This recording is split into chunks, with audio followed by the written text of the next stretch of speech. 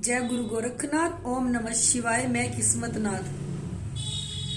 हमारे पास एक केस आया था, ये किसी गांव से, जो उसके पास दो बेटे थे और वो किसी जमींदार के यहाँ काम करते थे। और जो उनका पिताजी था, उनके घर में 4 प्रेत थे और जो वो बेटा था उसके ऊपर 2 जिन थे। तो उन घर में जो चीजों ने इतना बुरा हाल कर दिया कि उनको खाने के लिए रोटी भी नसीब नहीं होती थी, इतना बुरा हाल था। और बेटा कहीं से बैठ के दारू पी पी के, जो जिन थे उसे दारू पिलाते थे, दारू पी पी के उसने अपना बुरा हाल कर रखा था। कच्चे उनके मकान थे, मिट्टी के मकान में वो लोग रहते थे, पर उनका बहुत ही ज्यादा उनकी कंडीशन खराब हो चुकी थी। उन्होंने बहुत जगह जाके अपना इलाज कराया, पर कहीं से भी उनका काम नहीं बना। हार के उन्होंने धन धन सतगुरु का भी नाम लिया कि यहाँ नाम लेने से कि जो हमारे ऊपर विपदा आ रही है वो टल जाए, पर उनका नाम लेने से भी उनको कोई भी फर्क नहीं पड़ा।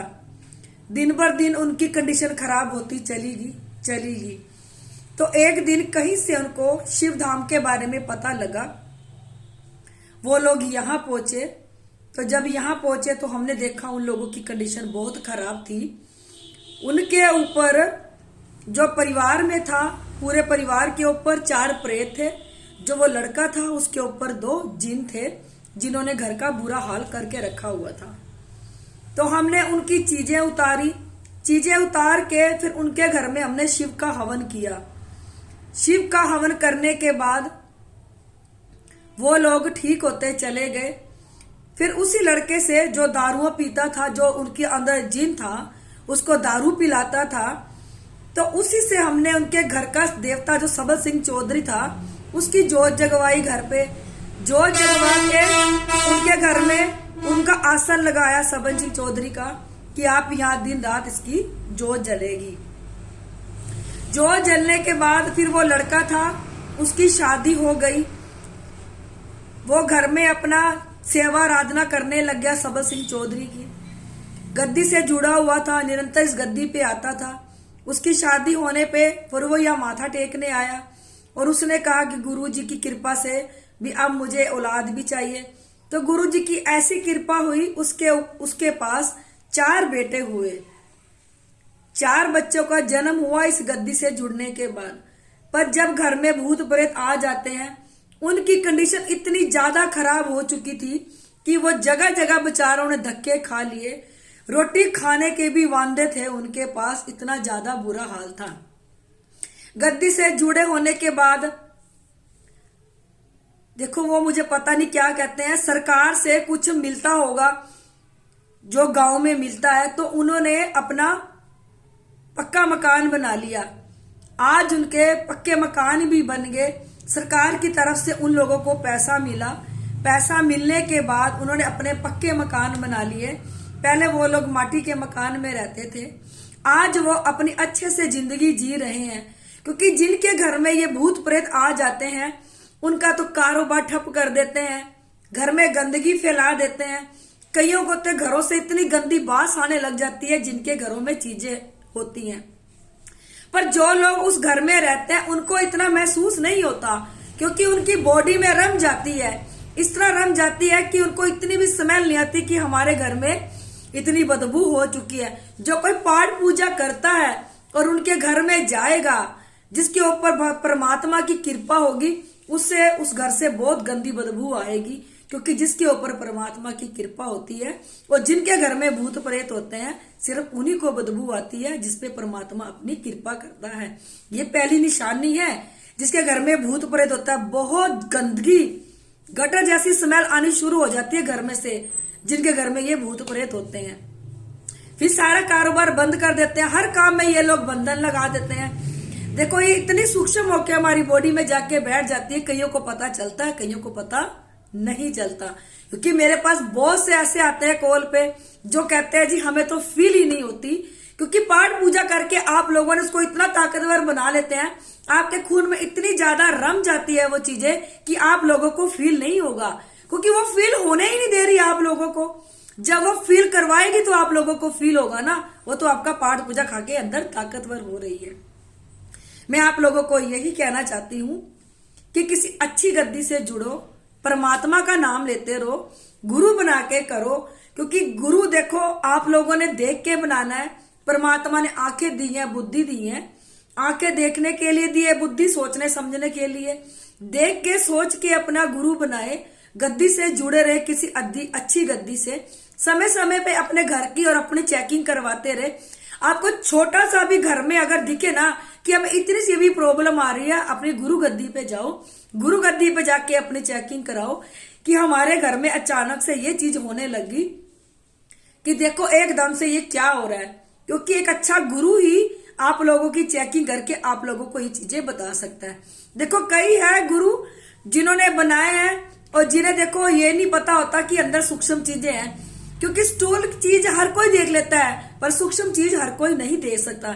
ये एकमात्र ये शिव धाम है जहाँ पे गुरु गोरखनाथ और भोलेनाथ प्रकट हुए थे। यहाँ पे हर सूक्ष्म से सूक्ष्म चीज को देखा जाता है। इसलिए अपना कर्म करो।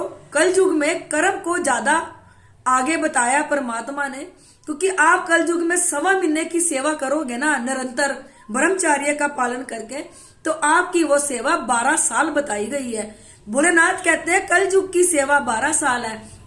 जो सतयुग में ऋषि मुनि तप करके 12 साल तप करके जो प्राप्त करते थे, वो लोग आप कल युग में 1.25 महीने में प्राप्त कर सकते हो। मात्र ये कि पहले आपका गुरु बनना होना चाहिए, दूसरा आपके ऊपर कोई नेगेटिविटीज नहीं होनी चाहिए, आपके परिवार में नहीं होनी चाहिए। क्योंकि अगर ये चीजें आपके घर में है, आपके ऊपर है, और आप 1.25 महीने की सेवा भी लगा रहे हो, तो आपको देखो कोई फल नहीं मिलेगा उसका। क्योंकि आपके अंदर जो नेगेटिविटीज है वो आपकी सेवा को खा रही है। हमें कुछ भी नहीं लग रही सेवा। फिर आप लोग 1.25 महीने की सेवा के बाद कहोगे कि मैंने सेवा भी करी, 1.25 महीने का चीला भी लगाया, पर मुझे उसका कोई फल नहीं मिला। इसीलिए फल नहीं मिला क्योंकि आपकी जो ऊपर नेगेटिविटीज थी या घर में किसी के ऊपर थी, वो आपकी जो सेवा खा गई। इसलिए ये चीजों को देख के आप लोग सेवा लगाओ, क्योंकि कल युग की सेवा बहुत महत्वपूर्ण बताई गई है। कल युग में कर्म बहुत महत्वपूर्ण बताए गए हैं। क्योंकि यहाँ जो भी खा रहा है, जो भी जिसके पास भी आज पैसा है, कोठी गाड़ी बंगला, सिर्फ कर्मों से है। कर्मों से, बिना कर्मों से कल युग में कुछ नहीं है। कुछ अपने पिछले कर्मों का खा रहे हैं, क्योंकि पिछले कर्मों में उसने बहुत कर्म किए। परमात्मा उसको इस जन्म में देख के उसके कर्मों का हिसाब किताब बराबर कर लेता है। कुछ इस जन्म में अपने कर्म कमा रहे हैं, उसको उनके कर्मों का फल मिलेगा, यहां भी मिलेगा, आगे भी मिलेगा। क्योंकि देखो कर्म चाहे अच्छा करो चाहे बुरा करो, बीज तो देखो दोनों का ही लग गया। अच्छे कर्म का बीज भी लग गया, बुरे का भी लग गया। और देखो पौधे दोनों ही बड़े होंगे, अच्छे कर्म का भी होगा, बड़े कर्म का भी होगा। अब आप लोगों ने देखना है कि आपने अच्छे कर्म करने हैं कि बुरे कर्म करने हैं। देखो मैं अपनी हर वीडियो में कहती हूँ, इस वीडियो में भी कह रही हूँ, यहाँ गुरु गोरखनाथ और भोलेनाथ साक्षात प्रकट हुए थे। यहाँ पे हर सूक्ष्म से सूक्ष्म चीज को देखा जाता है, जो हमारी बॉडी में जाके, हमारे खून में जाके रम जाती है, जो हमें पता भी नहीं चलता कि हमारे अंदर इतनी सूक्ष्म चीजें हैं। क्योंकि समय आने पे वो सूक्ष्म चीजें इतनी पावरफुल हो जाती हैं कि आपकी बॉडी में बीमारी लगानी शुरू हो जाती है, आपकी नसें ब्लॉक होनी शुरू हो जाती हैं, आपका खून काला होना शुरू हो जाता है, अंदर ही अंदर अनेक बीमारियां उत्पन्न हो जाती है। डॉक्टर को भी फिर समझ में नहीं आता कि आप लोगों को क्या बीमारी है और क्या नहीं। क्योंकि समय समय पे अपनी जांच कराओ, क्योंकि ये सूक्ष्म चीजें इतनी सूक्ष्म से सूक्ष्म बिंदु की तरह, एक छोटे से बिंदु की तरह हमारी बॉडी में जाके ये बैठ जाती हैं और हमें पता नहीं चलता। क्योंकि जो स्टूल की चीजें हैं ना, वो तो खेल के आ जाएंगी। कोई कहेगी मैं माता काली हूँ, कोई कहेगी मैं माता मदानन हूँ, कोई कहेगी मैं माता दुर्गा हूँ, कोई कहेगी मैं माता शीतला हूँ। क्योंकि ये इनके रूप धारण करके चीजें खेलने लग जाती है, फिर अपने आप को ये शक्तियों का रूप धारण करके आपके सामने प्रकट हो जाती हैं। क्योंकि आप जिस भी देवी देवता की जोत जगाते हैं, वो वही रूप धारण करके आपके सामने आ जाती है, और ये स्वप्न में भी आपको दर्शन देने लग जाती हैं। क्योंकि ये सूक्ष्म चीजें कुछ भी कर सकती हैं, कुछ भी।